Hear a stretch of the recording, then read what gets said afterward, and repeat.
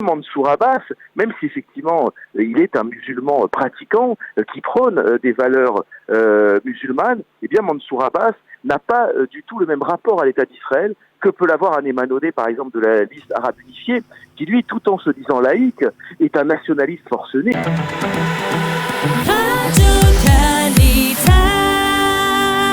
Stéphane Amar, bonjour, Boker Tov. Boker Tov, Daniel. Moadim les Simcha, bonne fête de Pessah, merci d'être avec nous ce matin. Alors, je le disais tout à l'heure dans les titres, hier était une journée particulière, à la fois dans le secteur arabe et dans la Cisjordanie, du côté des Palestiniens, puisque c'était l'anniversaire de la journée de la Terre qui s'était produite le 30 mars 1976 et au cours de laquelle, eh bien, en fait, le cours de manifestations, 6 Arabes israéliens avaient été tués par les forces de l'ordre. Depuis cette période qui est commémorée chaque année, il faut le souligner, dans le secteur arabe et chez les Palestiniens, eh bien, on a l'impression qu'il y a beaucoup de choses qui ont changé dans le secteur arabe israélien et on l'a vu à travers les résultats des élections de la semaine dernière. Alors, tout d'abord, je voudrais que vous commentiez cette initiative, cette démarche, on va dire ce coup de tonnerre, puisque c'est le nom qui est approprié, puisque Raham, cela veut dire tonnerre en hébreu, qui a été provoqué par le parti de Mansour Abbas, qui est un parti qui s'est dissocié de la liste arabe unifiée et qui pourrait, dans une certaine constellation, soutenir une coalition dirigée par Binyamin Netanyahou. Comment ce changement s'est-il produit dans la société arabe israélienne ? Alors, il faut savoir que ce n'est pas nouveau. D'abord, il faut bien préciser de quoi il s'agit. Ce parti qu'on appelle un parti islamiste, et qui l'est d'une certaine manière, est en réalité le parti arabe le plus proche des Israéliens. Pourquoi ? Parce qu'il y a eu une scission au sein du mouvement islamiste israélien entre une branche nord et une branche sud. Et la branche sud, dont fait partie Mansour Abbas, accepte de participer aux élections, contrairement à la branche nord. Donc elle a exprimé, si vous voulez, il y a déjà plusieurs années, une volonté de s'associer à la vie nationale israélienne et d'une certaine manière implicitement de reconnaître l'existence de l'État d'Israël. Et ça, c'est extrêmement important pour comprendre ce qui se passe actuellement, puisque Mansour Abbas, même si effectivement il est un musulman pratiquant qui prône des valeurs musulmanes, eh bien Mansour Abbas n'a pas du tout le même rapport à l'État d'Israël que peut l'avoir un Ayman Odeh, par exemple, de la liste arabe unifiée, qui lui, tout en se disant laïque, est un nationaliste forcené, beaucoup plus proche de l'autorité palestinienne idéologiquement que ne l'est Mansour Abbas, ce qui explique les ponts qui se créent. Et ça, c'est complètement nouveau et je dirais assez spectaculaire. Il y a effectivement, on le voit en ce moment, un terrain d'entente, des valeurs communes entre d'un côté ces religieux musulmans et les religieux juifs du Tchad qui visiblement entretiennent des contacts. Alors, c'est ça, c'est ce que je voulais vous demander, parce qu'effectivement on voit que apparemment Binyamin Netanyahou a mandaté Aryeh Deri pour négocier un rapprochement avec le parti Raham, et ce n'est pas un hasard, parce qu'il y a effectivement des points communs entre les deux formations. Vous pouvez les souligner, ces points communs ? Alors, il y a quelque chose de très significatif, c'est que dans les discussions qu'il pourrait avoir avec Yair Lapid, Mansour Abbas a d'emblée précisé qu'il refuserait toute loi en faveur des mouvements LGBT, des mouvements homosexuels. Et ça, c'est extrêmement significatif parce que ça nous indique quel est le positionnement idéologique de ce parti, et c'est un positionnement qui rappelle évidemment le positionnement du Chasse ou des partis religieux en Israël. Il est bien évident qu'au-delà des oppositions qu'il y a pu avoir à la fois dans l'histoire récente et dans l'histoire plus ancienne entre l'islam et le judaïsme, il y a des valeurs communes qui sont les valeurs familiales, les valeurs de respect, comment dirais-je, de certains comportements sexuels, etc. Et cela, effectivement, cela crée une certaine affinité qui se traduit en véritable affinité politique. C'est un parti que l'on ne connaissait pas véritablement, qui pourtant, lors des premières élections de la crise politique, c'est-à-dire il y a 2 ans, s'était déjà scindé, ou en tout cas avait déjà présenté une liste séparément. C'est un parti qui a été créé par un homme qui s'appelait Abdallah Nimer Darwish. Est-ce qu'on peut comparer, dirons-nous, toute proportion gardée, des rabbins orthodoxes non sionistes à une personnalité comme Abdallah Nimer Darwish, qui est aujourd'hui décédé ? Oui, alors dans une certaine mesure, on peut effectivement le comparer, parce que il y a cette volonté d'agir d'une certaine manière sur la société, sans pour autant s'impliquer dans les affaires politiques, sans s'impliquer dans l'armée, sans s'impliquer dans la gestion proprement dit du pays. Et ça ressemble évidemment au mouvement orthodoxe juif, même s'il y a évidemment, et c'est naturel, beaucoup moins de problèmes pour un juif d'accepter le sionisme. Et encore, on sait qu'il y a des mouvements juifs qui sont extrêmement antisionistes, mais on va dire que globalement, un parti comme le Chasse, on le voit bien avec la personnalité de quelqu'un comme Yossi Taïeb, a accepté au fil des années de participer à la vie nationale, notamment de participer à l'armée, de participer à la gestion des affaires économiques et sociales, etc. C'est plus difficile évidemment pour un parti musulman, mais on voit bien aussi que dans le secteur musulman, et même parmi les musulmans pratiquants, il y a de plus en plus de musulmans qui entrent dans l'armée, qui participent à la vie de la nation, qui deviennent magistrats, directeurs d'hôpitaux, etc. Donc oui, je dirais qu'on peut établir un parallèle entre ces deux mouvements, entre les religieux musulmans et les religieux juifs dans leur rapport à l'État d'Israël. Alors avant de rentrer dans les, on va dire dans les pourparlers politiques en vue de la formation d'une coalition, encore un mot. Comment expliquer cette dissonance véritablement, on va dire après, ça, on a l'impression que c'est deux partis totalement différents entre la branche sud, donc modérée, et la branche nord qui est considérée comme, on va dire farouchement anti-juive. C'est le chef Raed Salah qui l'a dominé pendant de nombreuses années. Qui est on va dire, qui est dominant dans le secteur arabe israélien? Si par exemple on va dans la ville d'Umm el-Fahem, on a l'impression que c'est plutôt la ligne radicale et extrémiste plutôt que la ligne modérée. Alors à Umm el-Fahem précisément, qui est la capitale de l'islamisme radical israélien, effectivement, avec la personnalité très marquante du Cheikh Raed Salah, ce mouvement est en nette perte de vitesse. Vous parliez au début de votre intervention de la Journée de la Terre, les Journées de la Terre qui pouvaient rassembler couramment plusieurs dizaines de milliers de personnes il y a quelques années, en rassemblent à peine quelques milliers aujourd'hui. Je me suis rendu assez récemment à Umm el-Fahem pour rencontrer la nouvelle équipe municipale qui est absolument modérée, très pragmatique, et je crois que c'est vraiment cela le mot pour expliquer cette scission, c'est le pragmatisme. Vous avez d'un côté des musulmans qui restent attachés à cette idée que le sionisme est une imposture, que le sionisme est une forme de colonialisme et qu'ils ne veulent en aucun cas collaborer avec ce mouvement. Et de l'autre côté, vous avez des citoyens, des élus de terrain qui constatent que l'État d'Israël est une réalité, qu'il faut s'en accommoder et qui parviennent à concilier leurs principes islamiques avec l'existence de l'État d'Israël. Et c'est exactement le cas de Mansour Abbas et de son mouvement de la branche sud. Alors, on va parler un peu plus politique et tractation coalitionniste maintenant.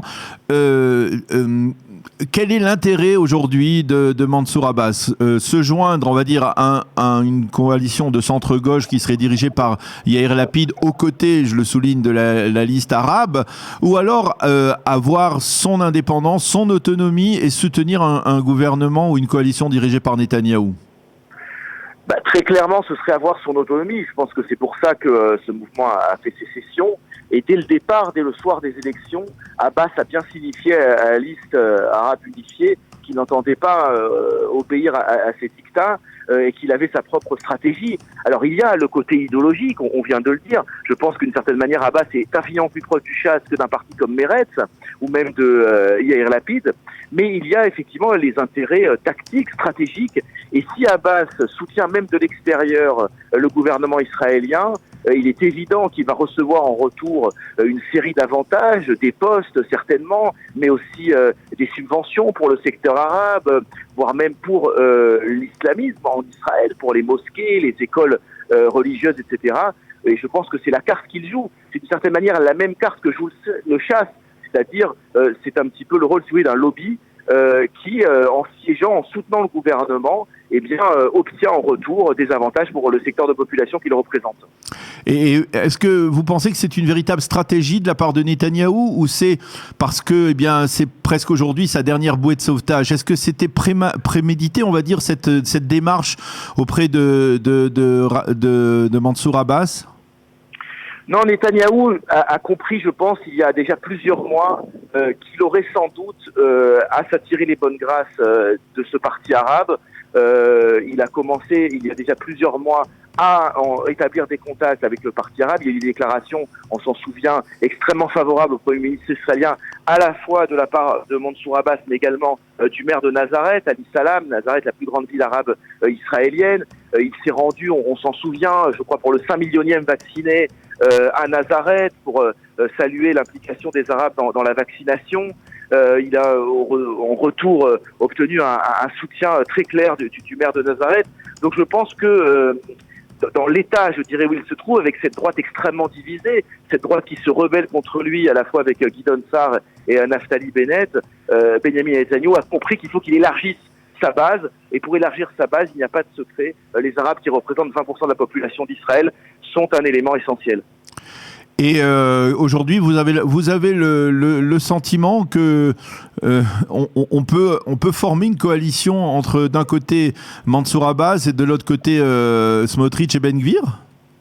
Alors je vais vous livrer un sentiment un petit peu personnel, on va dire, qui dépasse l'analyse politique. Oui. Je ne sais pas si c'est possible, mais en tout cas je le souhaite profondément. Pourquoi ? Parce que j'estime qu'il est anormal que dans une démocratie comme Israël, 20% de la population, un cinquième de l'électorat, soit systématiquement écarté pour des raisons finalement ethniques de la composition d'un gouvernement. Les Arabes sont d'un côté extrêmement impliqués dans la société civile, que ce soit dans le secteur de la médecine, dans le secteur du droit, dans le secteur du bâtiment, etc., etc. Et d'un autre côté, ils sont absents depuis le début de la création de l'État d'Israël des coalitions au pouvoir. Je trouve que c'est une anomalie et que la démocratie israélienne est mûre désormais pour accueillir des Arabes, des musulmans en son sein. On voit très bien que ça peut fonctionner.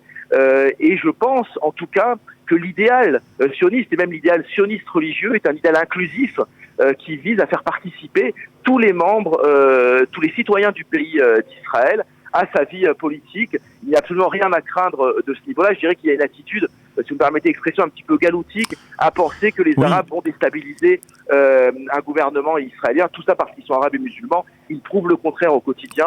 Ils prouvent leur volonté d'intégrer. Et pour parler de quelqu'un, je termine juste là-dessus, comme Mansour Abbas, qui est un dentiste renommé en Galilée, je pense qu'il ferait un excellent ministre de la Santé, probablement aussi bien qu'ont pu l'être ses prédécesseurs. Oui, mais on pourra toujours dire que c'est une forme d'opportunisme de la part de Benyamin Netanyahou, parce qu'on se souvient qu'il n'y a pas si longtemps, c'était en 2015, le Premier ministre avait très vertement critiqué les Arabes israéliens. Il avait effrayé, on va dire, la population israélienne à l'époque avec cette fameuse phrase « Les Arabes israéliens se ruent vers les bureaux de vote ». Finalement, on peut considérer que de la part de Netanyahou, c'est une simple forme d'opportunisme, soit pour scinder le secteur arabe et amenuiser sa représentativité à la Knesset, soit pour essayer de profiter d'un parti comme Ra'am dans sa coalition. Alors, en ce qui me concerne, je n'ai jamais considéré que ces propos de Netanyahou étaient des propos anti-arabes. C'est des propos qui avaient été tenus dans le cadre d'une journée électorale où l'on s'enflamme, comme c'est souvent le cas en Israël. Il n'y avait aucune hostilité par rapport aux Arabes, c'était simplement de désigner des adversaires politiques et d'expliquer qu'il fallait, pour contrebalancer cet activisme de ces adversaires politiques, se rendre en masse aux urnes. Il faut se souvenir que dans le même temps, la même année, Benyamin Netanyahou a fait voter un programme de 3 milliards de shekels pour soutenir l'économie arabe israélienne, pour développer le secteur arabe. Il faut, si vous voulez, distinguer le bruit médiatique, la fureur parfois médiatique, et ce qui se passe sur le terrain. Depuis que Benyamin Netanyahou est au pouvoir, le statut, la condition des Arabes israéliens a cessé de s'améliorer, et il a d'excellents rapports avec des élus de terrain, avec même des hommes politiques israéliens, y compris d'ailleurs à la Knesset, des hommes politiques qui, devant les caméras, peuvent, si vous voulez, invectiver le Premier ministre israélien, mais qui, en coulisses, savent parfaitement collaborer avec lui. Donc je pense que non, je pense que véritablement Benyamin Netanyahou a compris depuis longtemps qu'il va falloir intégrer petit à petit ces Arabes israéliens dans le jeu politique. Vous pensez qu'il a été influencé aussi par, on va dire, la démarche des pays arabes modérés, puisqu'on parle de modérés dans le monde arabe, de pays arabes modérés comme les pays du Golfe qui ont mis de côté, on va dire, ce qui était jusqu'à présent leur priorité, c'est-à-dire la cause palestinienne, pour se focaliser sur ce qui est leur intérêt, on va dire, dans le cas précis, économique, financier, sécuritaire? Oui, absolument. Il est évident que les accords d'Abraham ont joué un rôle fondamental dans ce rapprochement. Il n'est plus infamant maintenant pour un Arabe de collaborer ouvertement avec Israël, même du point de vue national, on l'a vu. Donc cela facilite grandement la tâche des élus arabes qui souhaitaient depuis longtemps en vérité au fond d'eux-mêmes ce rapprochement. Mais désormais ils peuvent dire quel mal y a-t-il à participer à un gouvernement qui lui-même a des liens avec Dubaï, a des liens avec évidemment la Jordanie et l'Égypte, mais ça fait longtemps, mais il y a des liens, on va dire, chaleureux. On a bien vu l'arrivée de l'ambassadeur de Bahreïn, qui a été, comment dirais-je, extrêmement enthousiasmante pour à la fois Israël et Bahreïn. Donc il n'y a plus rien, si vous voulez, il n'y a plus de blocage, il n'y a plus de barrière pour un arabe musulman à participer à un gouvernement au sein de l'État d'Israël. Alors, entre Mahmoud Abbas d'un côté, Mansour Abbas de l'autre, vers qui vont aller les Arabes israéliens aujourd'hui ? Mais très clairement, vers Mansour Abbas, en tout cas je le souhaite, mais vous savez, les Arabes israéliens sont détachés depuis très longtemps de la cause palestinienne dans leur immense majorité. Il y a de ce point de vue-là une véritable dichotomie entre d'un côté des élus arabes israéliens qui se radicalisent, qui deviennent plus pro-palestiniens que les Palestiniens eux-mêmes, et d'un autre côté, le vaste peuple arabe israélien, je dirais, ce 1,5 million de personnes, c'est presque 2 millions de personnes, qui sont extrêmement loyaux par rapport à l'État d'Israël, qui ne commettent quasiment jamais d'actes de violence contre les Juifs à l'intérieur d'Israël et qui manifestent une vraie volonté d'intégration. Donc je pense que cette volonté d'intégration se traduira politiquement et ce qui est en train de se passer. Eh bien, Stéphane Amar, merci beaucoup de nous avoir bien expliqué ce qui se passe actuellement dans le secteur arabe israélien. Il faut l'avouer que c'est passionnant. Il faut reconnaître que vous l'aviez déjà prédit il y a plusieurs années lorsque vous aviez écrit votre ouvrage Les meilleurs ennemis, les meilleurs ennemis du monde. Les meilleurs ennemis du monde. Voilà, effectivement. Merci beaucoup, Stéphane, d'avoir été avec nous. Bonne fête de Pessah et à bientôt. Merci, bonne fête à vous. Merci, au revoir.